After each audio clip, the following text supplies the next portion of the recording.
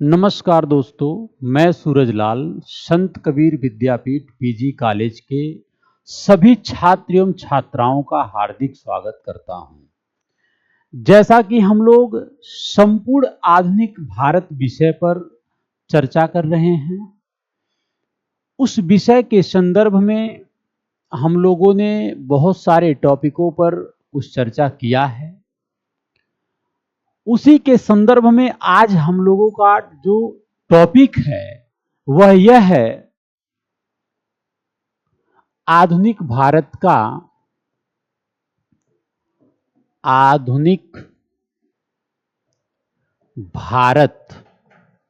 का जो विषय है वह है सामाजिक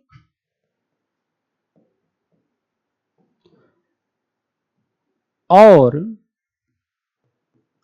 धार्मिक आंदोलन।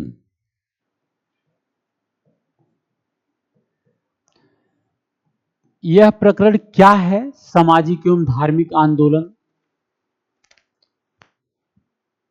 आपको पता है साथियों, इससे पहले हमने चर्चा किया कि देश में 1857 की क्रांति की शुरुआत हुई और इस क्रांति को ब्रिटिश सरकार के द्वारा दबा दिया गया।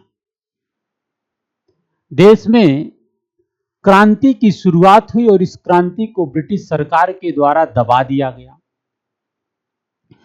जब इस क्रांति को ब्रिटिश सरकार के द्वारा कुचल दिया गया तो लोगों ने पाया कि हमारे देश के जो नागरिक हैं, हमारे देश के जो तमाम सारे शिक्षित वर्ग से लोग हैं, यह लोग कहीं ना कहीं इस क्रांति से दूरियां बना के चल रहे हैं। यानी कि लोगों के जो संपूर्ण जुड़ाव है ब्रिटिश सरकार के खिलाफ वह देखने को नहीं मिला, जिसके वजह से जब देखने को नहीं मिला तो जिसके वजह से लोगों ने एक सामाजिक क्या, लोगों में एक चेतना लाना। चेतना कैसा? वैज्ञानिक सोच। वैज्ञानिक सोच एवं लोगों को शिक्षित एवं धर्म के खिलाफ, धर्म के पाखंडों के खिलाफ, अपने देश में जो आपसी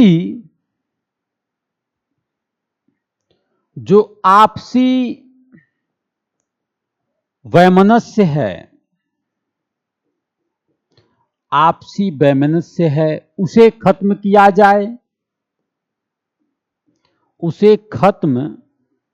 जाए, एवं उसके साथ साथ जो लोगों के अंदर एक चेतना, वैज्ञानिक सोच, तर्कवादी विचारधारा, कि आपको कोई बता रहा कि देखिए ये हमारे धार्मिक रीति रिवाज हैं, उसे तर्कों और मूल्यों पर जांचना कि क्या यह सही है कि नहीं सही है। तो इस तमाम विचारों के प्रारूप के अनुसार सामाजिक और धार्मिक आंदोलन की शुरुआत का स्वरूप बनता है। उसके साथ साथ दो प्रमुख कारण और थे। पहला है 1813 का चार्टर अधिनियम। इसके माध्यम से क्या है इसके माध्यम से ब्रिटिश सरकार ने भारत में ईसाइयत को अपने धर्म का प्रसार करने के लिए भारत में एक छूट देने का कार्य किया। और जब भारत सरकार ने छूट दे दिया तो इन्होंने भारत की जो धार्मिक व्यवस्था है और भारत में जो हिंदू और मुसलमान की जो धार्मिक व्यवस्थाएं हैं, इन व्यवस्थाओं के खिलाफ, इन धर्म के खिलाफ एक अलग प्रकार का पाखंड स्वरूप बनाया कि भारत की ये जो धर्म है, ये जो धार्मिक व्यवस्था है, इनकी कुरीतियां खराब है और तमाम प्रकार की समस्याओं को इन्होंने और तमाम प्रकार की परंपराओं की मान्यताओं पर चोट पहुंचाई। ईसाई ऐसा क्यों? ऐसा इसलिए कि इस धर्म के लोग अपनी सत्ता खुद बनाना चाह रहे थे। अपने जो धार्मिक विचारधारा है, जो अपनी ईसाइयत धर्म है, उसका खूब ज्यादा प्रसार करना चाह रहे थे। तो जिसके वजह से हमारे शिक्षित समुदाय को, लोगों को, जो शिक्षित समुदाय के लोग हैं, जो शिक्षित समुदाय के लोग हैं, उनको लगा कि ऐसे विचारों से एक अलग प्रकार की दूरी बनानी चाहिए और देश के हित में, देश में एक आधुनिक चैतन्य भावना को उपजाने की जरूरत है। लोगों में एक जन जागरूकता लाने की जरूरत है, क्योंकि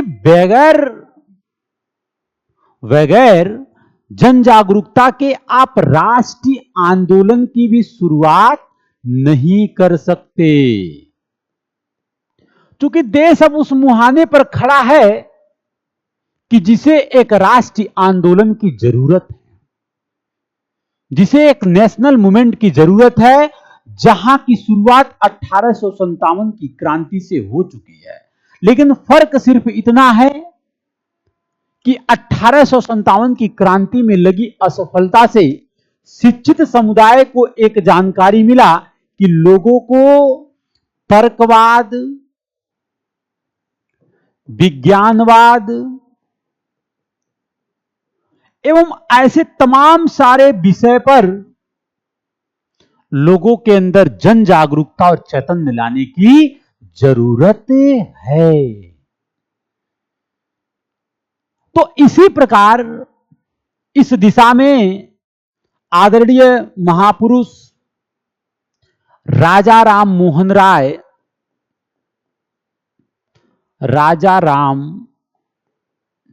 मोहन राय ने अपना कदम बढ़ाया। इसी विचारों के तहत अपना कदम बढ़ाया। यह कुछ इनकी विशेषताएं हैं कि यह पाश्चात्य एवं पाश्चात्य के मिले जुले विचारक माने जाते हैं, ऐसा नहीं है कि ब्रिटिश गवर्नमेंट का विरोध कर रहे हैं, ऐसा भी नहीं है। यह अपनी जो पुरानी परंपराएं हैं भारत की, उसको भी लेकर और जो ब्रिटेन गवर्नमेंट की व्यवस्थाएं हैं, इनको भी लेकर चलना चाह रहे थे। इसीलिए इन्हें मिलजुल कर एक संश्लिष्ट भावना, पाश्चात्य और पाश्चात्य के विचारक के रूप में इन्हें माना जाता है। इन्होंने बहुत सारा काम किया। इसीलिए इन्हें भारतीय क्रांति का पुनः जागरण का, पूर्ण जागरण का अग्रदूत, पूर्ण जागरण का अग्रदूत, अग्रदूत, भारतीय पूर्ण जागरण का पिता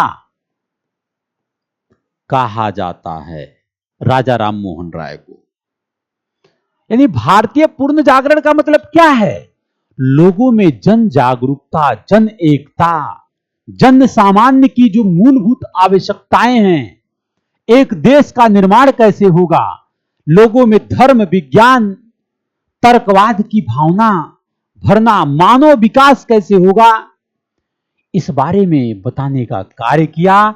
इसके वजह से इन्हें अग्रदूत और भारतीय पुनः जागरण का पिता कहा जाता है। चूंकि इन्होंने अपने कुछ संस्थाएं जैसे ब्रह्मा समाज और आत्मीय सभा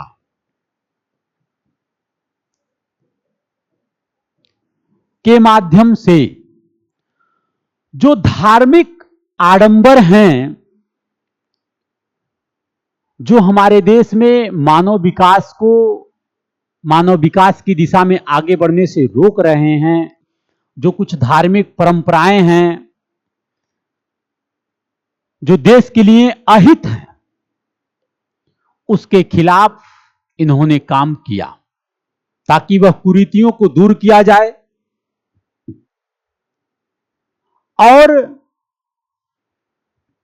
एक नई समाज व्यवस्था, एक नई राष्ट्रीय आंदोलन का नींव एक शिक्षित समुदाय के माध्यम से तैयार किया जाए। ब्रह्मा समाज की स्थापना इन्होंने 1828 में किया और आत्मीय सभा की स्थापना इन्होंने 1815 में किया। ये बात जानने की जरूरत है। आपको पता है कि यह चाह रहे थे कि जो बुराइयां हैं, यदि कि हिंदू जो धर्म है ना, उस धर्म में ये सुधार करना चाह रहे थे, उस धर्म में ये सुधार करना चाह रहे थे। इसके लिए इन्होंने एकेश्वरवादी विचारों पर बल दिया।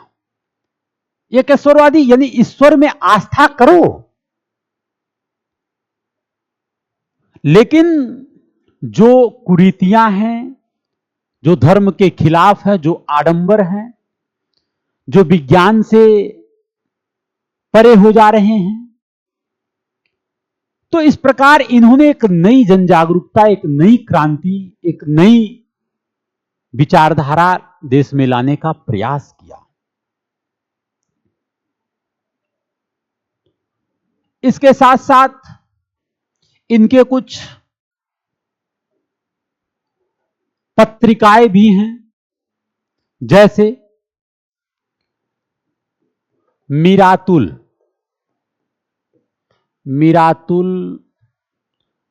प्रज्ञा का चांद और फारसी में एक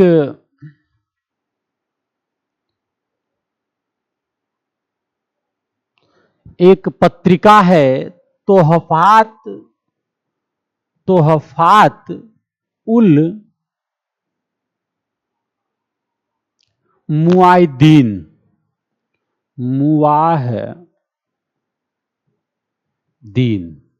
ये फारसी में है, तोहफात उल मुआहिदीन। इसके साथ साथ तत्वबोधनी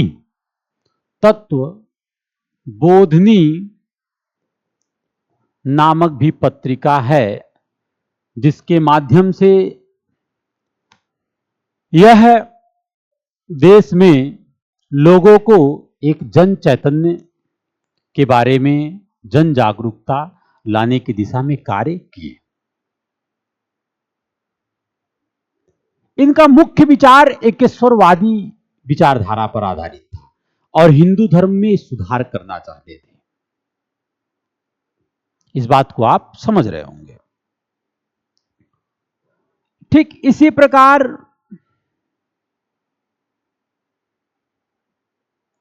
इनकी और भी विशेषताएं हैं। इन्होंने डेविड हेयर के साथ मिलकर एक हिंदू कॉलेज की भी स्थापना किया था। इनकी विशेषताएं यह है राजा राम मोहन राय का कि इन्होंने डेविड हेयर के साथ मिलकर हिंदू कॉलेज की स्थापना किए। ठीक। और मुगल उत्तरवर्ती बादशाह अकबर द्वितीय ने इनको अपने पेंशन से संबंधित कार्यों को सौंपा, जिसके लिए ये ब्रिटेन में गए और अकबर द्वितीय के लिए उनके पेंशन के संदर्भ में ब्रिटेन गवर्नमेंट से बात किया, जिसके आधार पर अकबर द्वितीय ने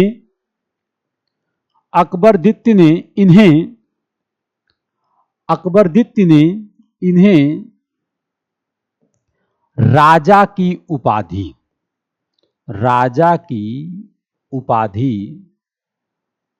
उपाधि अकबर सेकंड, ये उत्तरवर्ती मुगल शासक है, ने दिया।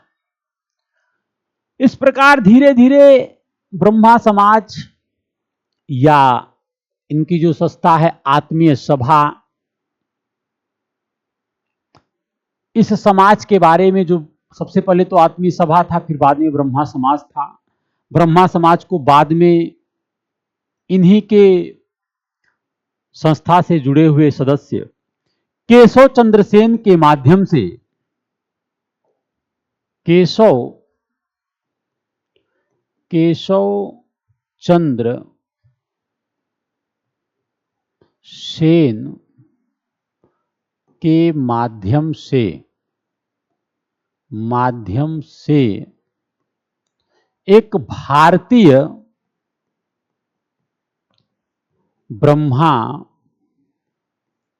समाज की स्थापना किया गया। माध्यम से एक भारतीय ब्रह्मा समाज की स्थापना किया गया। तो इस प्रकार देश में और भी महापुरुष हैं जो लोगों के लिए और मानव विकास के लिए, क्योंकि मानव विकास का जो मूल्य है वही महत्वपूर्ण है। और दूसरा पक्ष ये कैसे एक राष्ट्रीय आंदोलन की शुरुआत किया जाए, उसके लिए हमें अच्छे नेतृत्व की जरूरत है ना।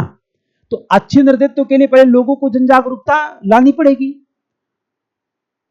तो इनकी अन्य भी विशेषताएं रही है। इन्होंने खुलकर के जो है, क्योंकि एकेश्वरवादी इनका विचारधारा था, जिसके वजह से इन्होंने मूर्ति पूजा एवं जाति प्रथा का खुलकर विरोध किए थे राजा राम मोहन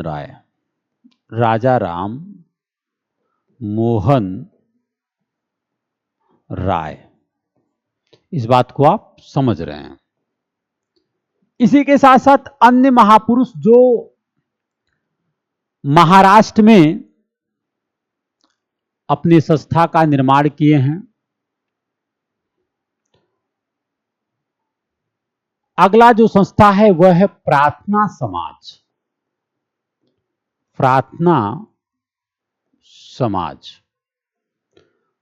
समाज की स्थापना महाराष्ट्र में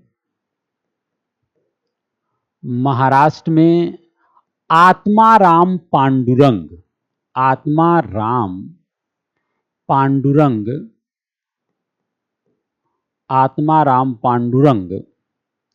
एवं आरजी भंडारकर तथा गोविंद रानाडे एवं आरजी भंडारकर तथा गोविंद रानाडे के माध्यम से किया गया प्रार्थना समाज की स्थापना, यह जानने की जरूरत है। इनकी भी विशेषताएं वही है। इन्होंने भी मूर्ति पूजा, जाति प्रथा एवं जो विधवाओं के संदर्भ में, विधवाओं का चूंकि सती प्रथा रहता था ना विधवा के संदर्भ में, तो विधवाओं के संदर्भ में इन्होंने भी पूर्ण विवाह की बात किया। प्रार्थना समाज की विशेषता यह थी, इन्होंने मूर्ति पूजा, जाति प्रथा एवं विधवा पूर्ण विवाह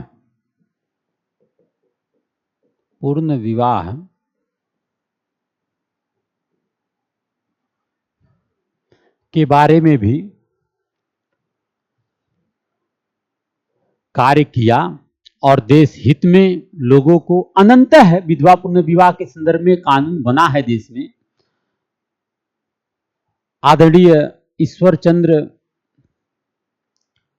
के माध्यम से इस पर आगे चल के कानून बना। इसी के साथ साथ आर्य समाज यह भी जो है बंबई में 1875 के दौरान स्थापना हुई, जो कि नेतृत्व करता दयानंद सरस्वती।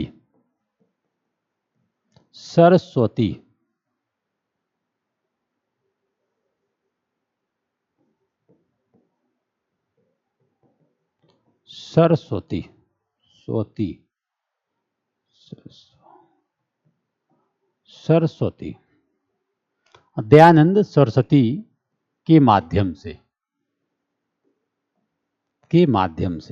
ठीक। इन्होंने भी हिंदू धर्म में जो व्याप्त कुरीतियां हैं उसको दूर करने के लिए इन्होंने भी हिंदू धर्म में जो कुरीतियां हैं उसको दूर करने के लिए पुनः वेदों की ओर लौटो का नारा दिया। इनकी विशेषता यह है दयानंद सरस्वती का। और इन्होंने वेदों को भारत का मूल स्तंभ बताया और इन्होंने वेदों को भारत का मूल स्तंभ बताया। इसके साथ साथ इन्होंने शुद्धि आंदोलन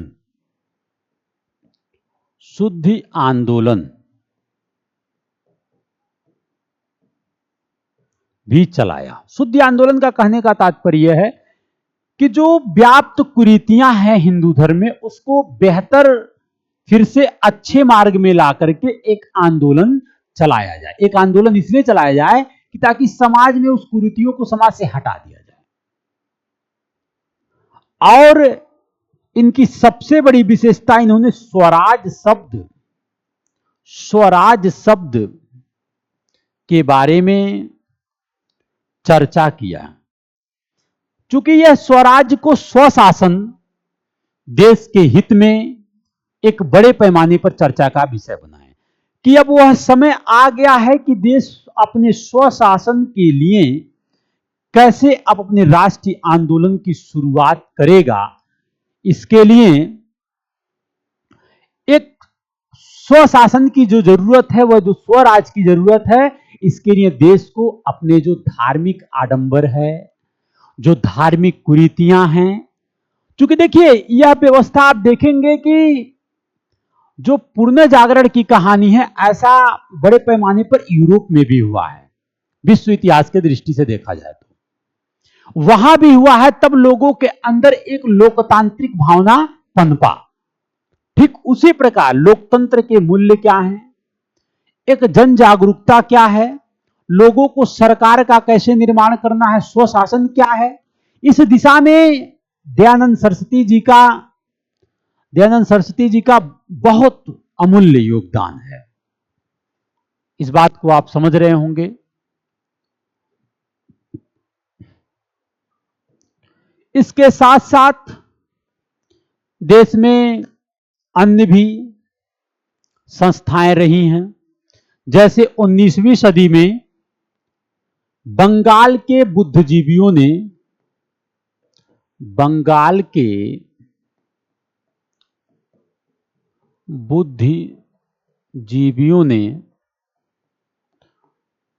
19वीं सदी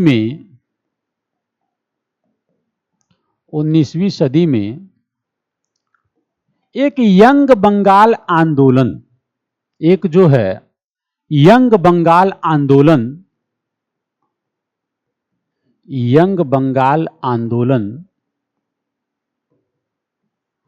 की शुरुआत किए,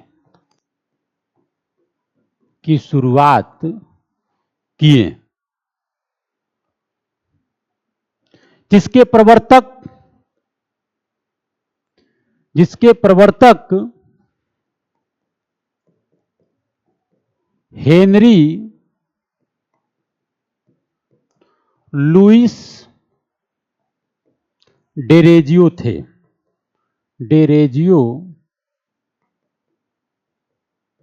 थे, जो कि फ्रांस की क्रांति से बहुत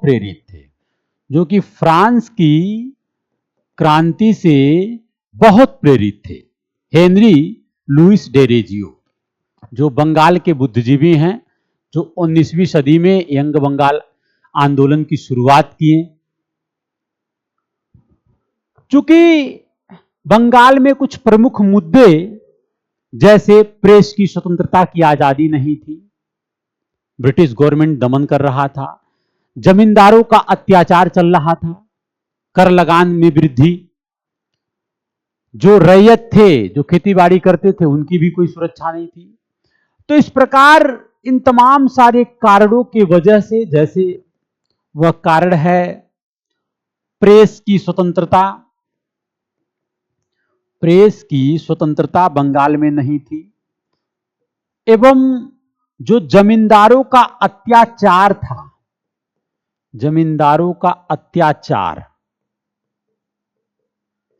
लगान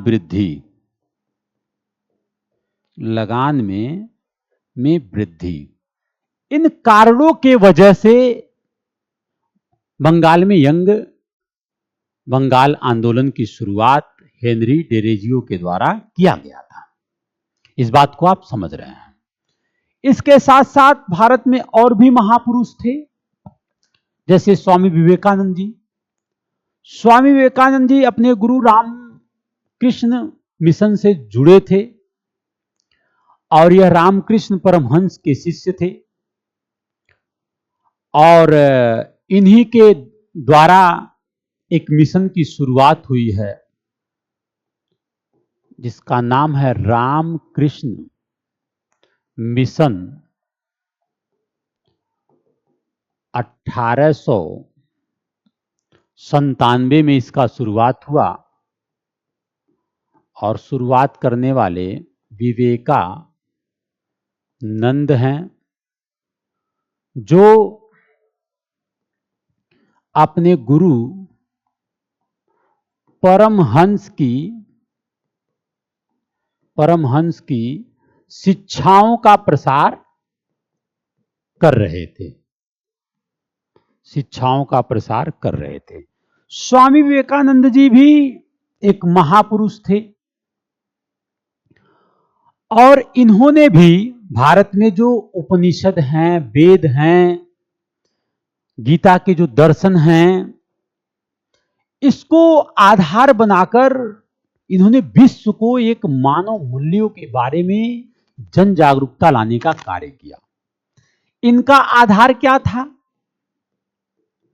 इनका आधार था उपनिषद, वेद एवं जो भी गीता के दर्शन वगैरह हैं, गीता, इन्हीं सब मूल्यों को ये आधार बना करके स्वामी विवेकानंद जी विश्व में मानव विकास और मानव का मूल्य क्या है, इसके बारे में इन्होंने एक जन जागरूकता और जन क्रांति लाने का प्रयास किया। और इसी तत्वाधान में इन्होंने 1893 में शिकागो जाकर के विश्व धर्म सम्मेलन में हिस्सा लिया। विश्व धर्म सम्मेलन में हिस्सा लिया और पहली बार विश्व के सामने भारत की उपनिषद, गीता एवं वेद के दर्शन क्या हैं, उस पर विस्तृत चर्चा करने का प्रयास किया और मानव जाति का जो सर्वोत्तम भलाई कैसे हो सकता है,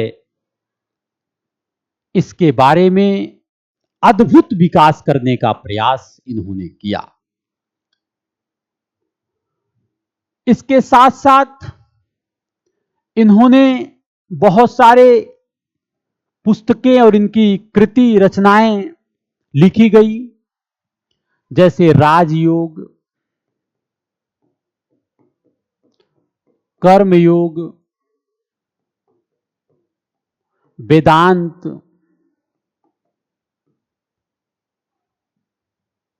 एवं ज्ञान योग।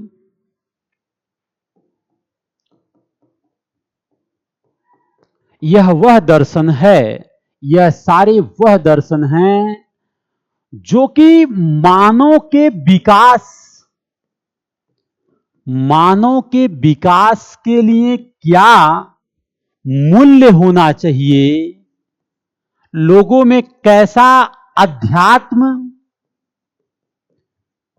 अध्यात्म एवं विज्ञान के साथ जुड़ाव, तर्कवाद एवं वैज्ञानिकवाद की क्या विशेषताएं होनी चाहिए, इन पुस्तकों के माध्यम से एक जन जागरूकता लाने का प्रयास किए स्वामी विवेकानंद जी। क्योंकि साथियों, देश को अब एक राष्ट्रीय आंदोलन की जरूरत है और उस देश को राष्ट्रीय आंदोलन में लोगों की जन सहभागिता की जरूरत है और उस जन सहभागिता में लोगों के द्वारा एक अच्छे विचार और दर्शन की भी जरूरत है कि वह उनके अंदर वैज्ञानिक विचारधाराओं का भी निर्माण हो। वो लोग समझ सकें कि ब्रिटिश सरकार हमारे देश का आर्थिक शोषण कैसे कर रहा है। उन लोगों का जुड़ाव विज्ञान, तर्कवाद की व्यवहारिक ज्ञान पर आधारित हो। तो इस प्रकार इन्होंने देश को एक जन जागरूकता, जन क्रांति और एक युवा सम्मेलन, युवा विकास की दिशा में आगे बढ़ाने हेतु अत्यंत कार्य किया, जिसकी वजह से इन्हें राष्ट्रीय आंदोलन का आध्यात्मिक पिता कहा जाता है, स्वामी विवेकानंद जी को। इन्हीं कारणों की वजह से इन्हें राष्ट्रीय आंदोलन का आध्यात्मिक पिता कहा जाता है। अब आप इस बात को समझ रहे होंगे, क्योंकि हमने आपको ये चीज बता दिया कि क्यों और कैसे। इसके साथ साथ और भी संस्थाएं हैं जो भारत में इस दिशा में कार्य किए, जैसे सत्य शोधक समाज। सत्य शोधक समाज, इसकी स्थापना आपको पता है कि ज्योतिबा फुले के द्वारा हुई महाराष्ट्र में। इसकी स्थापना महाराष्ट्र में ज्योतिबा फुले के माध्यम से हुआ। चूंकि इनका जो उद्देश्य था, जो वहां पे निम्न जातियां हैं, जो वर्ण व्यवस्था है, उसके खिलाफ आवाज उठाना। क्योंकि देखिए, एक देश को एक राष्ट्रीय आंदोलन की जरूरत है, और देश में यदि शोषणकारी व्यवस्था हो, समाज एक दूसरे का शोषण करे, तो फिर वह देश राष्ट्रीय आंदोलन की दिशा में आगे नहीं बढ़ सकता। इसके लिए ज्योतिबा फुले के माध्यम से, जो महाराष्ट्र में 1873 में इसका गठन किया गया था, सत्यशोधक समाज, जो वहां के निम्न जातियों और वर्ण व्यवस्था के खिलाफ, और जो धर्म में आडंबर जैसे कुरीतियां हैं, उसके खिलाफ एक सुधार आंदोलन की शुरुआत की है। एक सुधार आंदोलन की शुरुआत की है। इस बात को आप समझ रहे हैं। इसके साथ साथ और भी, जैसे एनी बेसेंट भी भारत में एक समाज सुधारक की दिशा में कदम उठाई, और इन्होंने, आपको पता है कि गृह शासन आंदोलन की भी शुरुआत 1916 में किया। चूंकि यह जो थी, यह एक संस्था है, जिस संस्था का नाम है theosophical society.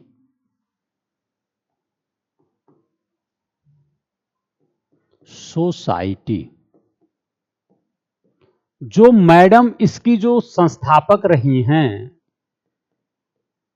Madam Blavatsky,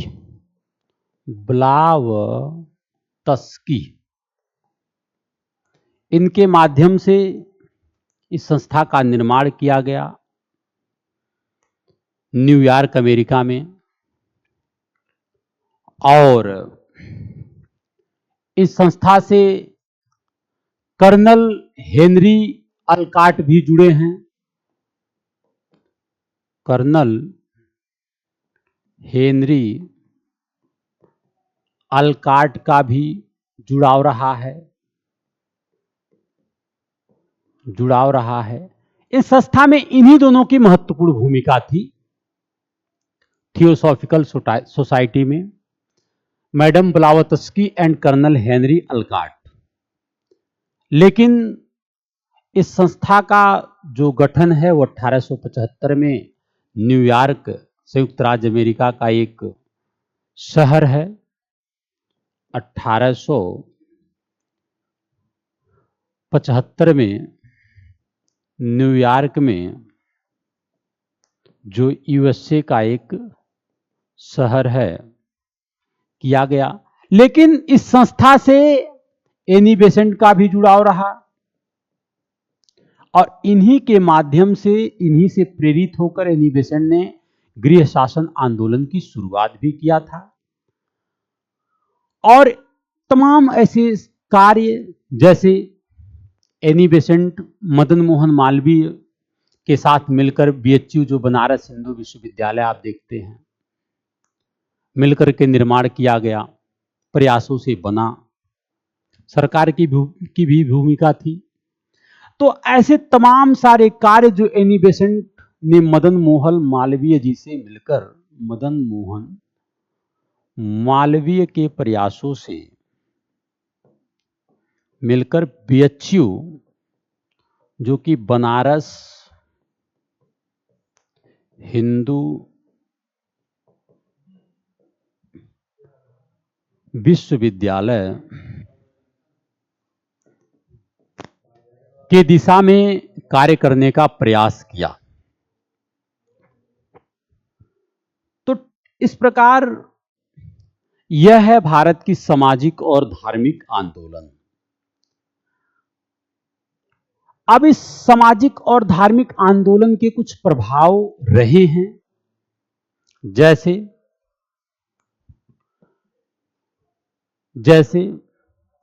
governor general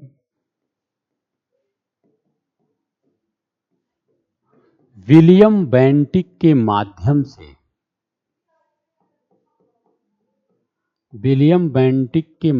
से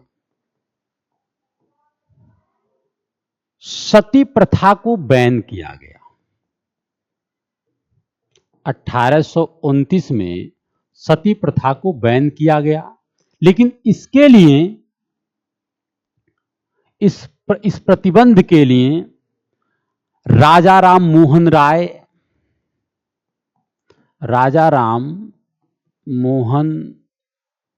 राय एवं ईश्वर चंद्र विद्यासागर की अहम भूमिका थी और काफी प्रयास ईश्वर चंद्र विद्यासागर का रहा है।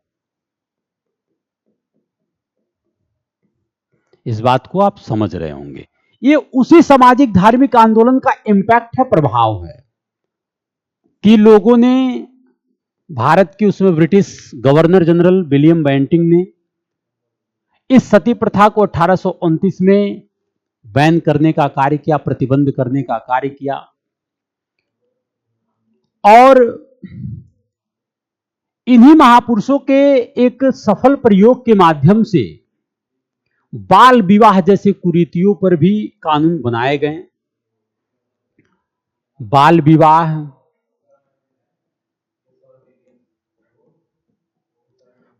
विवाह जैसे कुरीतियों पर भी ईश्वर चंद्र विद्यासागर जैसे लोगों के माध्यम से, महान व्यक्तियों के माध्यम से कानून बनाने का कार्य सरकार ने किया। जैसे कि सिविल मैरिज एक्ट 1872, जैसे कि सिविल मैरिज एक्ट 1872, इसके तहत लड़कियों की आयु 14 वर्ष किया गया और लड़कों का आयु 18 वर्ष किया गया। ये उसी सामाजिक धार्मिक आंदोलन का परिणाम था कि जिसके तहत सिविल मैरिज एक्ट सरकार ने बाल विवाह जैसे कुरीतियों पर प्रतिबंध के माध्यम से कानून बनाया और सिविल मैरिज एक्ट 1872 लेकर आया, जिसके तहत लड़कियों के लिए जो शादी का उम्र रखा गया 14 वर्ष और लड़कों के लिए 18 वर्ष रखा गया। ये रहा प्रभाव। इसके साथ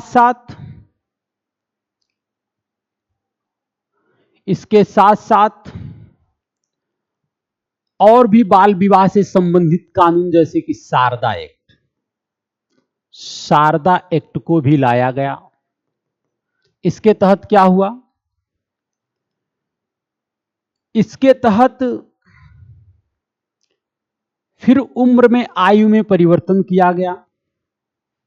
जैसे लड़कों के लिए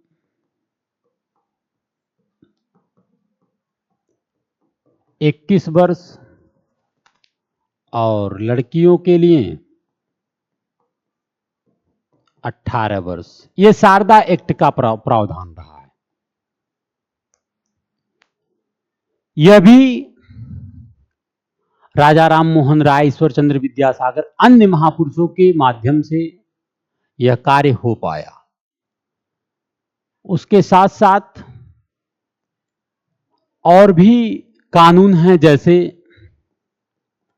विधवा पूर्ण विवाह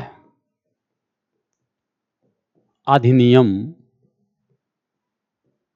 1856। उस समय लॉर्ड कैनिंग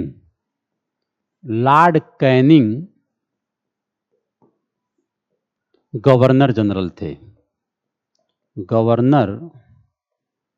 जनरल थे और ईश्वर चंद्र विद्यासागर के अथक प्रयासों से ईश्वर चंद्र विद्यासागर के अथक प्रयासों से यह विधवा पुनः विवाह अधिनियम 1856 लाया गया और इस प्रकार देश में एक मजबूत सामाजिक आर्थिक आंदोलन की शुरुआत हुई। लोगों में एक जन जागरूकता आई। अब क्या है कि अब देश राष्ट्रीय आंदोलन करने के लिए तैयार है, क्योंकि किसी भी राष्ट्रीय आंदोलन में जनता की भूमिका अहम होती है और जनता में जो आपसी मतभेद है, चाहे धर्म के माध्यम से हो, चाहे आडंबर, चाहे कुरीतियों के माध्यम से हो, चाहे ऐसे प्रथाएं हो, चाहे सती प्रथा हो, बाल विवाह हो, तमाम सारी जब कुरीतियां दूर हुई तो लोगों में एक जन जागरूकता, जन उत्सव, जन ज्ञान आने का प्रयास किया उनके अंदर और तब लोग एक्टिव होकर के एक आंदोलन के रूप में अपने आप को खड़ा करने के लिए सोचने लगे।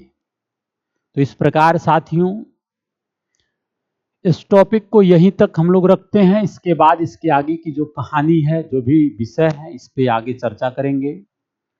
जय हिंद साथियों।